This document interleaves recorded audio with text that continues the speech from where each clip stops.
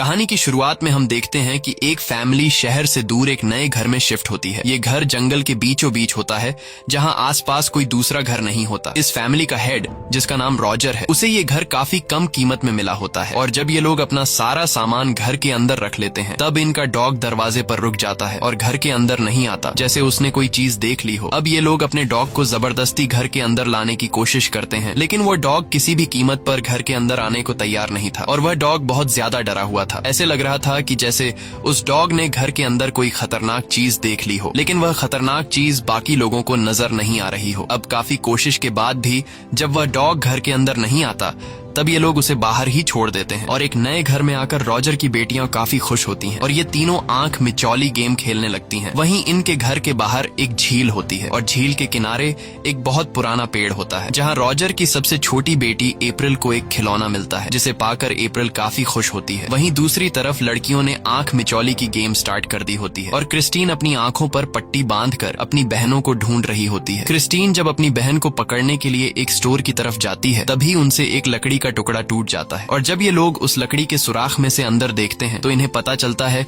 कि अंदर एक दूसरा कमरा है, जिसे इन लकड़ियों से छुपा दिया गया है। तभी इनके फादर भी वहां आ जाते हैं और इनके फादर सामने लगी लकड़ियों को हटाकर उस कमरे के अंदर घुस जाता है। अंदर बहुत ही ज्यादा अंधेरा होता है, इसलिए इनके फादर माचिस जलाकर जब अंदर देखता है, तो इसे पता चलता है कि ये एक बेसमेंट है, जहाँ कुछ पुरानी चीजें रखी गई हैं। इसके बाद रॉजर वापस अपने बेटियों के पास आता है और इनसे कहता है कि अंदर कोई नहीं जाएगा, क्योंकि अंदर बहुत सारी मकड़ियां हैं जो तुम्हें काट लेंगी। इसके बाद रॉजर उस दरवाजे को बंद कर देता है। अब रात हो जाती है और सभी सोने के लिए अपने अपने रूम में जाने लगते हैं, लेकिन तभी बाहर इनका डॉग जोर जोर से भौंकने लगता है। कुत्ते को भौंकता हुआ देखकर इन्हें कुछ अजीब सा लगता है, लेकिन फिर ये लोग उस पर ज्यादा ध्यान नहीं देते और सो जाते हैं। अगली सुबह कैरोलीन जब नींद से जागती है, तो वो देखती है कि उसके पैर पर एक अजीब सा निशान है। उसे कुछ समझ नहीं आता कि अचानक ये निशान कैसे आए। और जब वो अपने कमरे से बाहर आती है, तो वो देखती है कि घर की सारी घड़ियां 3:07 पर बंद हो गई हैं। ये देखकर कैरोलीन परेशान हो जाती है और सीधा जाकर अपने हस्बैंड को ये सब बताती है। तब रॉजर अपनी वाइफ कैरोलीन से कहता है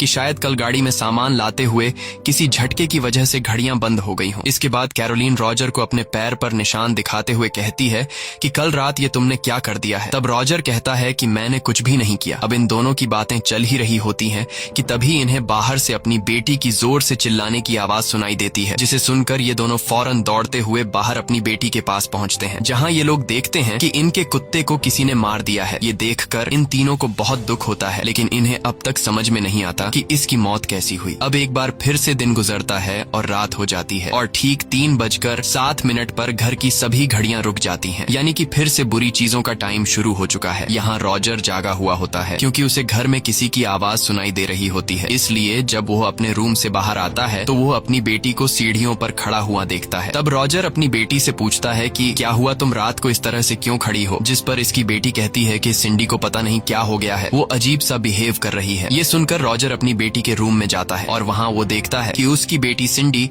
अपना सर सामने की अलमारी से पटक रही है। ये देखकर रॉजर को कुछ समझ नहीं आता कि आखिर उसकी बेटी ऐसा क्यों कर रही है, क्योंकि इसने पहले तो ऐसा कभी नहीं किया। इसके बाद रॉजर अपनी बेटी के पास जाता है और उसे हाथ से पकड़कर बेड पर सुला देता है। अगली सुबह एक बार फिर से कैरोलीन की बॉडी पर एक नया निशान आ गया होता है। ये देखकर कैरोलीन को लगता है कि शायद उसे कोई बीमारी हो गई। इसके बाद रॉजर जब काम के लिए जा रहा होता है, तभी उसे घर के छत से किसी के गिरने की आवाज सुनाई देती है। रॉजर जब वहाँ जाता है, तो वो देखता है कि छत से एक कबूतर नीचे गिरा हुआ है और वो कबूतर तड़प तड़प कर मर जाता है। ये देखकर रॉजर पूरी तरह से शॉक हो जाता है और रॉजर को भी समझ आ जाता है कि इस नए घर में कुछ न कुछ गड़बड़ है, क्योंकि जब से ये लोग इस नए घर में आए हैं, तब से अजीब सी चीजें होने लगी हैं। लेकिन फिर रॉजर कुछ खास ध्यान न देते हुए काम पर चला जाता है। रॉजर के जाने के बाद उसकी 3 बेटियां भी स्कूल चली जाती हैं।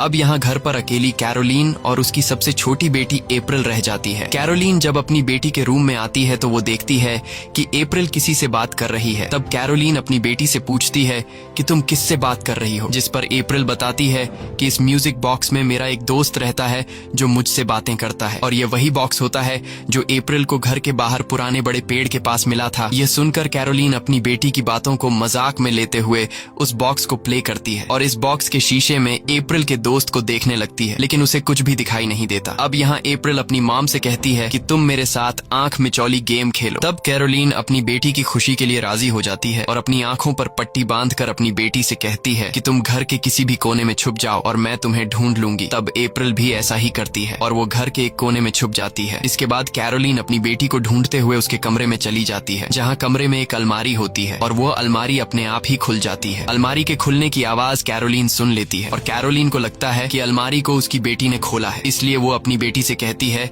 कि क्लैप करो। और तभी अलमारी में से 2 हाथ निकलते हैं और 2 बार क्लैप करते हैं। क्लैप की आवाज सुनकर कैरोलीन धीरे धीरे अलमारी की तरफ बढ़ने लगती है। अलमारी के पास पहुंचकर उसे किसी के सांस लेने की आवाज सुनाई देती है। कैरोलीन को लगा कि यह उसकी बेटी सांस ले रही है, इसलिए वो उसे पकड़ने की कोशिश करती है, लेकिन सामने से आवाज आने के बावजूद उसके हाथ कुछ भी नहीं लगता। ये देखकर वो घबरा जाती है और जल्दी से अपनी आंखों से पट्टी उतार देती है। तब उसे सामने अलमारी में कोई भी नहीं दिखता और तभी पीछे से उसकी बेटी आती है। अपनी बेटी को देखकर कैरोलीन हैरान रह जाती है और वो अपनी बेटी से पूछती है कि तुम कहाँ थी। तब अप्रैल बोलती है कि मैं तो क्रिस्टीन के कमरे में थी। ये सुनकर कैरोलीन पूरी तरह से चौंक जाती है और उसे समझ नहीं आता कि अलमारी में से क्लैप किसने की। अब रात होती है और जब क्रिस्टीन अपने बेड पर सो रही होती है तभी उसका पैर कोई जोर से खींच लेता है, जिससे वो जाग जाती है। शुरू में क्रिस्टीन को लगा कि यह उसकी बहन का मजाक है, लेकिन जब वो देखती है कि उसकी बहन तो बगल में सो रही है जबकि उसका पैर सामने से खींचा गया है, इसलिए वो बेड के नीचे देखती है, पर बेड के नीचे कोई भी नहीं होता और तभी उसे दरवाजे के पीछे कोई दिखता है।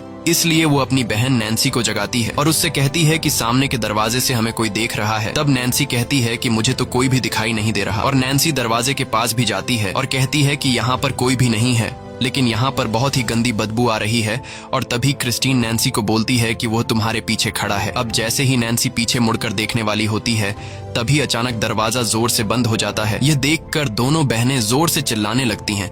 इनकी आवाज सुनकर रॉजर और कैरोलीन दौड़कर उनके पास आते हैं और उनसे पूछते हैं कि क्या हुआ। तब क्रिस्टीन बताती है कि सोते वक्त किसी ने मेरा पैर खींचा, लेकिन रॉजर उसकी बात सीरियस नहीं लेता और उससे कहता है कि शायद तुमने कोई सपना देखा होगा। मगर क्रिस्टीन कहती है कि वो कोई सपना नहीं था, बल्कि वो मेरे सामने आया और उसने कहा कि मैं तुम्हारी पूरी फैमिली को खत्म कर दूंगा। लेकिन रॉजर और कैरोलीन को लगा कि हमारी बेटी ने कोई बुरा सपना देखा है, इसलिए यह दोनों अपनी बेटी के रूम से चले जाते हैं और हम रात के वक्त इनके घर को देखते हैं, जो बिल्कुल एक सुनसान जगह पर होता है। यहाँ हम कैरोलीन को देखते हैं जिसे नींद नहीं आ रही होती, क्योंकि उसकी बॉडी पर हर रोज एक नया निशान पड़ने की वजह से वो परेशान हो रही होती है और उसे लगता है कि शायद उसे कोई मेडिकल प्रॉब्लम है। तभी उसे कमरे के बाहर से वही क्लैप की आवाज सुनाई देती है जो कुछ दिन पहले उसने अपनी बेटी के साथ आंख मिचौली की गेम खेलते हुए सुना था। इसलिए वो बाहर आती है, लेकिन बाहर कोई भी नहीं होता और अब वो जैसे ही सीढ़ियों के पास पहुंचती है तभी सीढ़ियों पर जितनी भी फोटोज लगी हुई थी वो अपने आप ही एक एक करके सब गिरने लगती हैं। ये देखकर कैरोलीन घबरा जाती है और नीचे आती है, लेकिन नीचे भी उसे कोई नजर नहीं आता। तभी उसे बेसमेंट से वही क्लैप की आवाज सुनाई देती है, जिसे सुनकर कैरोलीन बेसमेंट की तरफ जाने लगती है और बेसमेंट के पास पहुंचकर वो देखती है कि बेसमेंट का दरवाजा खुला हुआ है। अब इससे पहले कि कैरोलीन कुछ समझ पाती तभी पीछे से उसे धक्का लगता है और कैरोलीन सीढ़ियों से होते हुए सीधा नीचे बेसमेंट में गिर जाती है। बेसमेंट के अंदर उसे कोई भी नजर नहीं आता और तभी एक बॉल उसकी तरफ आकर गिरता है। यह देखकर कैरोलीन बहुत ज्यादा घबरा जाती है। अब कैरोलीन बेसमेंट से निकलने की कोशिश करती है, लेकिन तभी बेसमेंट का दरवाजा भी अपने आप ही बंद हो जाता है और बेसमेंट में रोशनी के लिए जो लाइट लगी हुई थी वो भी बुझ जाती है। लाइट के बंद होने के बाद अचानक बेसमेंट में से एक बच्चे की हंसने की आवाज आती है, जिसे सुनकर कैरोलीन बहुत ज्यादा डर जाती है और वो जल्दी से माचिस की एक तीली जलाकर थोड़ी बहुत रोशनी कर लेती है। लेकिन तभी कैरोलीन के पीछे से 2 हाथ आकर क्लैप करते हैं। यह देखकर कैरोलीन जोर से चीखती है। वहीं दूसरी तरफ सिंडी फिर से नींद में खड़ी होकर सामने की अलमारी से अपना सर मार रही होती है और उसके सर के ठक ठक की आवाज से उसकी दूसरी बहन जाग जाती है और वो सिंडी को पकड़कर बेड पर सुला देती है। लेकिन तभी फिर से अलमारी के अंदर से वही टक टक की आवाज आती है, जिसे सुनकर एंडी अपनी छोटी बहन सिंडी को देखती है जो कि सो रही होती है और यह देखकर एंडी घबरा जाती है, क्योंकि पहले तो सिंडी अपना सर अलमारी से पटक रही थी, लेकिन पता नहीं अब भी कौन अलमारी से टक टक की आवाज कर रहा है। अब यह सब जानने के लिए एंडी जाकर अलमारी खोल देती है, लेकिन अंदर कोई भी नहीं होता और तभी बेड से सिंडी देखती है कि अलमारी के ऊपर एक औरत बैठी हुई है जो बहुत ही ज्यादा भयानक दिख रही है और तभी वो औरत एंडी पर कूद जाती है, जिससे यह दोनों लड़कियां जोर से चिल्लाने लगती हैं। उसी वक्त बाहर रॉजर काम से लौट रहा होता है और रॉजर अपनी बेटियों की चीखने की आवाज सुनकर दौड़ते हुए घर पर आता है। घर के अंदर आते ही उसे अपनी वाइफ कैरोलीन की बेसमेंट से आवाज आती है। तब रॉजर जल्दी से बेसमेंट का दरवाजा खोलकर अपनी वाइफ को बाहर निकाल लेता है, जिसके इसके बाद यह दोनों ऊपर अपनी बेटियों के रूम की तरफ जाने लगते हैं। ऊपर वाले रूम में पहुंचकर यह लोग देखते हैं कि उनकी बेटियां बहुत ज्यादा घबराई हुई हैं। रॉजर अपनी बेटियों से कहता है कि मुझे कोई बताएगा कि आखिर यहाँ पे क्या हुआ है। तब उसकी बेटियों के साथ यहाँ जो कुछ हुआ था वो सब कुछ रॉजर की बेटियां उसे बता देती है। साथ ही उसकी वाइफ भी रॉजर को बेसमेंट का सारा किस्सा बताती है। ये सब सुनकर रॉजर और उसकी पूरी फैमिली समझ जाती है कि इस घर में कुछ ऐसा है जो बहुत ही ज्यादा खतरनाक है। इसलिए अगले दिन रॉजर और उसकी वाइफ कैरोलीन एक कपल के पास जाते हैं, जिसमें से हस्बैंड का नाम एडम और उसकी वाइफ का नाम सोफिया है। ये दोनों पैरानॉर्मल एक्सपर्ट होते हैं जो भूत, शैतान या किसी सोल को काबू कर सकते हैं। यहाँ कैरोलीन एडम और सोफिया से कहती है कि मेरे घर में अजीब सी घटनाएं हो रही हैं, इसलिए आप दोनों मेरे घर पर आइए, हमें आपकी मदद की जरूरत है।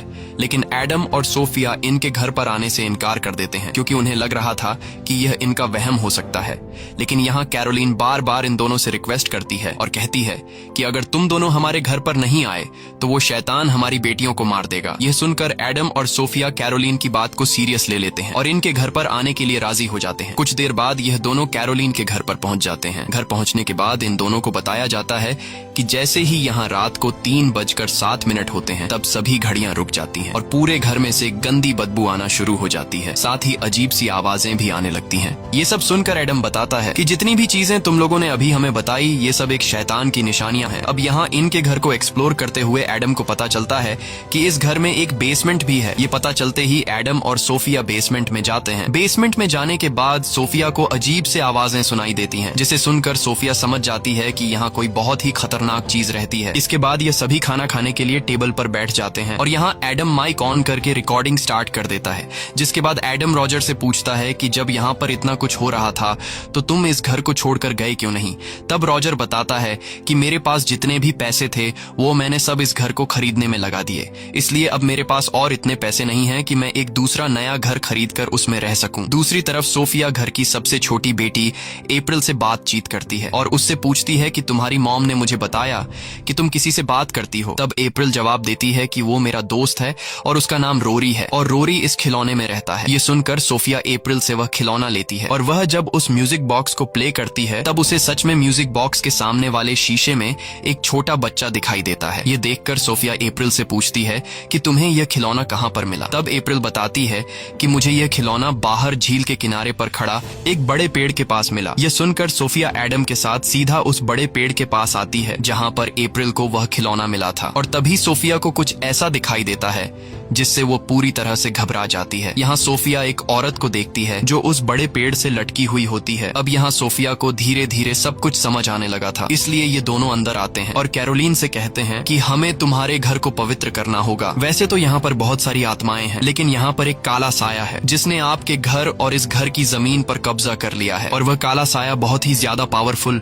और खतरनाक है। साथ ही वह बताती है कि जब मैं आपके घर के अंदर आई थी तो मैंने उसी वक्त इस काले साये को देख लिया था। वो आपके पीछे खड़ी थी और दूसरी बार मैंने उसे तुम्हारी बच्चियों के पीछे देखा। ये काला साया तुम्हारी फैमिली के साथ जुड़ चुका है, इसलिए अगर तुम इस घर को छोड़कर चले भी जाओ तो काला साया तुम्हारा पीछा नहीं छोड़ेगी, क्योंकि अब उस काले साये ने तुम सभी लोगों को कब्जे में ले लिया है। तब रॉजर पूछता है कि अब हमें क्या करना होगा, जिस पर एडम जवाब देता है कि हमें इस घर में एक्सोर्सिज्म करना होगा। लेकिन यह सब करना इतना आसान नहीं, क्योंकि सबसे पहले हमें सबूत इकट्ठे करने होंगे कि इस घर में सच में काला साया है और फिर सबूत मिलने के बाद हमें उसे चर्च में देना होगा और चर्च का पादरी सबूत देखने के बाद ही यहाँ आकर एक्सोर्सिज्म करेगा। अब यहाँ एडम कहता है कि हमें ज्यादा देर तक यहाँ नहीं रुकना चाहिए, क्योंकि वह साया जो तुम्हें नुकसान पहुँचाना चाहता है हम उसके लिए खतरा है और वह कभी नहीं चाहेगा कि हम यहाँ पर ज्यादा देर तक रुकें। इसलिए यह दोनों वहाँ से चले जाते हैं और जब ये दोनों अपने घर पर पहुँचते हैं तब एडम रिकॉर्डिंग ऑन करके सुनता है जो उसने रॉजर के घर पर रिकॉर्ड की थी। लेकिन अजीब बात यह थी कि उस रिकॉर्डिंग में एडम के अलावा और किसी की भी आवाज नहीं थी। ये देखकर ये लोग समझ जाते हैं कि वो काला साया बहुत ही ज्यादा पावरफुल है और वो हर एक चीज पर कंट्रोल कर सकता है। अब यहाँ सोफिया एडम को उस घर की सारी सच्चाई बताने लगती है कि 1971 में उस घर में 2 कपल रहा करते थे और उस आदमी की वाइफ शैतान की पूजा किया करती थी और वो औरत काले जादू पर विश्वास रखती थी। लेकिन इस बारे में उस औरत के हस्बैंड को कुछ पता नहीं था और एक दिन उस औरत ने शैतान को खुश करने के लिए अपने 7 साल के बच्चे को जलाकर उसकी बलि दी थी। और जब इस बात की खबर उस औरत के हस्बैंड को लगी तो उस आदमी ने अपनी वाइफ को बाहर झील के किनारे उस बड़े पेड़ पर लटकाकर मार डाला। और जब वह आदमी अपनी वाइफ को मार रहा था तब उस टाइम घड़ी पर 3:07 हो रहे थे और बस उस दिन के बाद से उस घर में बुरी चीजें शुरू हो गई। इसके बाद उस घर में जो कोई भी आता तो उस औरत की आत्मा उन लोगों को मार डालती। उस बुरी आत्मा ने एक बच्चे और एक नौकरानी को भी मार दिया है, इसीलिए अब इस घर में और भी बहुत सारे आत्माएं रहती हैं। अब इन दोनों की बातें चल ही रही होती हैं कि तभी इन्हें रिकॉर्डर पर उस काले साए की आवाज सुनाई देती है। और जब ये लोग घड़ी की तरफ देखते हैं तब घड़ी में 3:07 हो रहे होते हैं। अगले दिन सोफिया और एडम एक पुलिस ऑफिसर और एक कैमरामैन के साथ उस घर पर जाते हैं ताकि ये लोग सबूत इकट्ठा कर सकें। ये लोग घर के हर एक कोने में माइक और कैमरा फिट कर लेते हैं ताकि यहाँ रात को कोई भी हरकत हो तो ये लोग उसे कैमरे में रिकॉर्ड कर सके। वहीं दूसरी तरफ सोफिया कैरोलीन से बात कर रही होती है। तब कैरोलीन सोफिया को अपनी फैमिली की फोटोज दिखाते हुए कहती है कि मैं अपने बच्चों से बहुत ज्यादा प्यार करती हूँ, इसलिए तुम जैसे भी करके उस काले साए से मेरे बच्चों को बचा लो। सोफिया जवाब में कहती है कि तुम परेशान मत हो, बस तुम अपने आप को मजबूत रखो। उस काले साए के सामने तुम खुद को जितना कमजोर करोगी वो तुम पर और ज्यादा हावी होने लगेगा। अब यहाँ पूरे घर में कैमरा और माइक फिट करने के बाद जब सारी तैयारियां हो जाती हैं तब ये लोग उस काले साए का इंतजार करते हैं। लेकिन आज रात उस घर में कुछ भी नहीं होता क्योंकि वो काला साया बहुत ही चालाक होता है और उस काले साए को इनकी चाल का पता चल जाता है। अगली सुबह सभी लोग मिलकर नाश्ता करते हैं और सोफिया कैरोलीन को आराम देने के लिए जब कपड़े तार पर सुखा रही होती है तभी अचानक एक कपड़ा उड़ जाता है और वह साया सोफिया के सामने खड़ा हो जाता है। लेकिन तभी वह कपड़ा उड़कर सीधा कैरोलीन के कमरे की खिड़की से जाकर चिपकता है। लेकिन जैसे ही वह कपड़ा खिड़की से हटता है सोफिया को उस काले साए का चेहरा साफ दिखाई देता है और अब वह काला साया कैरोलीन के कमरे में घुस चुका होता है। इसलिए सोफिया दौड़ते हुए कैरोलीन के कमरे की तरफ जाने लगती है। लेकिन इससे पहले कि सोफिया कैरोलीन के कमरे तक पहुंच पाती तब तक वह काला साया कैरोलीन के मुंह में एक ब्लैक कलर का लिक्विड डालकर कैरोलीन को पूरी तरह से खुद के कंट्रोल में कर लेता है। कैरोलीन जब जागती है तो उससे कुछ पता नहीं चलता कि उसके साथ क्या हुआ, बल्कि उसे लगा कि शायद उसने कोई बुरा सपना देख लिया है। अब एक बार फिर से रात हो जाती है और सभी लोग एक बार फिर से सबूत इकट्ठा करने के इंतजार में बैठे होते हैं। यहाँ इनके साथ जो पुलिस ऑफिसर होता है वह कमरे से बाहर चला जाता है और सभी लोगों को बेवकूफ समझने लगता है क्योंकि पुलिस ऑफिसर को भूत प्रेत पर विश्वास नहीं था। और तभी पुलिस ऑफिसर को एक लड़की की आवाज सुनाई देती है। पुलिस ऑफिसर जब यहाँ वहाँ नजर घुमाता है तब उसके सामने वही नौकरानी आती है जिसे यहाँ पर मार दिया गया था। वह नौकरानी उस पुलिस ऑफिसर को अपने दोनों कटे हुए हाथ दिखाती है और पुलिस ऑफिसर से कहती है कि देखो ये तुमने क्या कर दिया। ये देखकर पुलिस ऑफिसर की सारी हेकड़ी निकल जाती है और वह चिल्लाते हुए दौड़कर बाकी लोगों के पास पहुंच जाता है और उनसे कहता है कि मैंने यहाँ पर भूत देख लिया है। और तभी यहाँ रॉजर की बेटी सिंडी फिर से नींद में चलने लगती है। लेकिन अजीब बात ये होती है कि कैमरा अपने आप ही उसकी फोटोज लेने लगता है। ये देखकर सभी लोग धीरे धीरे सिंडी के पीछे जाने लगते हैं और सिंडी नींद में सीढ़ियों पर चढ़ते हुए आगे बढ़ती है। इस दौरान फिर से कैमरा अपने आप ही उसका फोटो शूट कर लेता है। इसके बाद सिंडी एक रूम के अंदर चली जाती है और दरवाजा अपने आप बंद हो जाता है। अब ये सभी लोग दौड़कर उस कमरे के पास आते हैं और दरवाजा खोलने की कोशिश करते हैं लेकिन दरवाजा नहीं खुलता। अच्छी बात ये होती है कि जिस कमरे के अंदर सिंडी चली गई होती है उस कमरे में इन लोगों ने माइक फिट कर दिए थे और अब ये लोग उस कमरे की रिकॉर्डिंग सुनने लगते हैं जहां इन्हें एक बच्चे की आवाज सुनाई देती है और वह बच्चा सिंडी से कहता है कि तुम मेरे पीछे आओ। अब यहाँ रॉजर को अपनी बेटी की फिक्र हो रही थी, इसलिए वह एडम के साथ मिलकर उस कमरे का दरवाजा तोड़ देता है। लेकिन कमरे के अंदर जाने पर रॉजर को अपनी बेटी कहीं पर भी दिखाई नहीं देती। ये लोग सिंडी को चारों तरफ ढूंढते हैं लेकिन सिंडी इन्हें कहीं पर भी नहीं मिलती। और तभी इन लोगों को सामने एक अलमारी दिखती है। जब ये लोग उस अलमारी को खोलते हैं तब उस अलमारी में एक बड़ा सा सुराख हुआ होता है और जब ये लोग सुराख के अंदर देखते हैं तो अंदर एक कोने में सिंडी बैठी होती है, जिसके बाद ये लोग सिंडी को सही सलामत वहां से निकाल लेते हैं। अब यहाँ अप्रैल जो रॉजर की सबसे छोटी बेटी होती है जिसे बाहर पेड़ के पास खिलौना मिला था, वह सोफिया को बताती है कि मेरा दोस्त रोरी जब ज्यादा डरा हुआ होता है तो वह उस अलमारी के पीछे उस कोने में बैठता है जहाँ पर अभी सिंडी बैठी थी। ये पता चलते ही सोफिया सीधा उस अलमारी के पीछे सुरंग में जाती है जहां सोफिया को एक रस्सी मिलती है। ये वही रस्सी होती है जिसे इस घर के सबसे पहले मालिक ने अपनी वाइफ को बाहर बड़े पेड़ से लटका दिया था। तभी अचानक सोफिया के पैरों के नीचे लकड़ी टूट जाती है और सोफिया सीधा नीचे बेसमेंट में गिरती है। वहां पर वही म्यूजिक बॉक्स भी रखा हुआ होता है और जब सोफिया उस म्यूजिक बॉक्स के शीशे में देखती है तो उसे रोरी की मॉम दिखाई देती है और तभी रोरी की मॉम उसके सामने आती है और रोरी की मॉम सोफिया से कहती है कि मैं अपने बच्चे रोरी को नहीं मारना चाहती थी लेकिन उस शैतान ने मुझसे ये जबरदस्ती करवाया। ये सुनकर वो शैतान रोरी की मॉम को गायब कर देता है और खुद रोरी की मॉम की बॉडी में आकर सोफिया को मारने लगता है।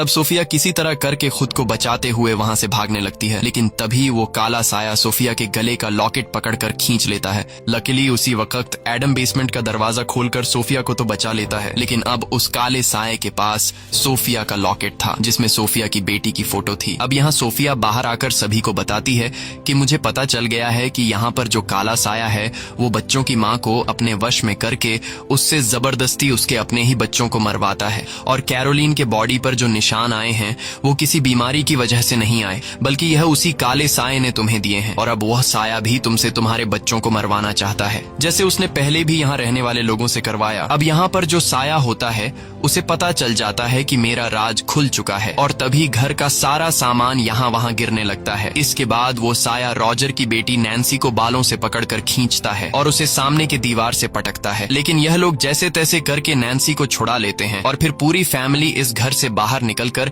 इस घर को छोड़ने का फैसला कर लेते हैं, क्योंकि अब उनके पास सबूत भी आ चुके हैं जिससे यह लोग चर्च में दिखा सकते हैं। अब जैसे ही यह लोग यहाँ से जाने वाले होते हैं तभी सोफिया को पास के झील के पानी से अपनी बेटी की आवाज सुनाई देती है, जिसे सुनकर सोफिया घबरा जाती है और वो झील की तरफ जाती है, जहाँ झील के पानी में उसे अपनी बेटी की मरी हुई लाश दिखाई देती है। यह देखकर सोफिया बहुत ज्यादा डर जाती है और वो जल्दी से घर में वापस आकर अपने घर कॉल करके अपनी बेटी से बात करती है और उसे पता चलता है कि उसकी बेटी सही सलामत है। ये सब सुनकर सोफिया सुकून की सांस लेती है, लेकिन वह अपने हस्बैंड के गले लगकर रोते हुए कहती है कि यह उस काले साये की तरफ से हमें वार्निंग दी जा रही है। इसके बाद सोफिया और एडम चर्च के पादरी के पास पहुंचते हैं और उसे सारे सबूत दिखाते हैं। पादरी उन फोटोज में उस काले साये को देख लेता है, लेकिन पादरी कहता है कि हमें एक्सोर्सिज्म के लिए आगे से परमिशन लेनी होगी, जिसमें कुछ दिन लग सकते हैं।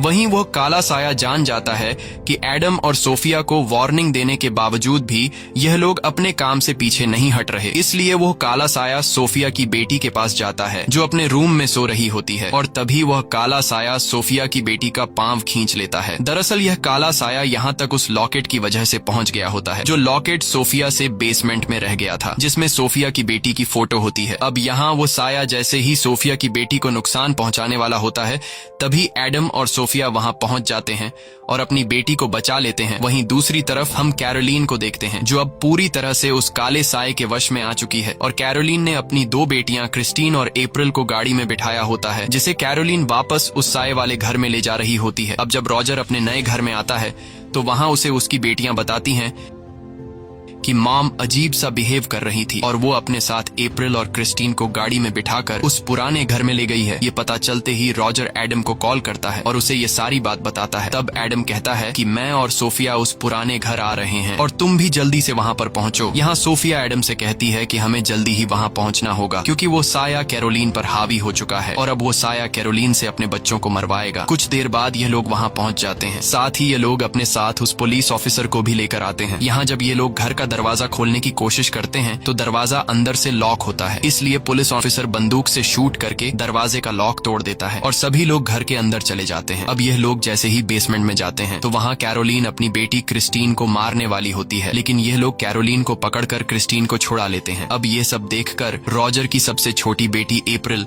घर के किसी कोने में छुप जाती है और यह सभी लोग कैरोलिन को पकड़कर घर के बाहर लाने की कोशिश करते हैं, लेकिन जैसे ही कैरोलिन घर के बाहर कदम रखती है तब उसके चेहरे पर अजीब से निशान निकल आते हैं, जिससे वो बुरी तरह से जलने लगती है। यह देखकर सोफिया समझ जाती है कि वो काला साया कैरोलिन को घर से बाहर जाने नहीं देगा। अगर हम इसे जबरदस्ती करके बाहर ले गए तो ये मर जाएगी, इसलिए यह लोग कैरोलिन को छोड़ देते हैं और इनके छोड़ते ही कैरोलिन को वो साया खींचकर बेसमेंट में ले जाती है। इसके बाद ये सभी लोग कैरोलिन के पीछे बेसमेंट में जाते हैं, जहाँ कैरोलिन बहुत ज्यादा गुस्से में होती है और इन लोगों से कंट्रोल नहीं होती। तभी कैरोलिन उस पुलिस ऑफिसर को काट लेती है, जिससे उस पुलिस ऑफिसर के कान से खून निकलने लगता है। पर ये लोग जैसे तैसे करके कैरोलिन को पकड़कर उसे कुर्सी के साथ बांध लेते हैं।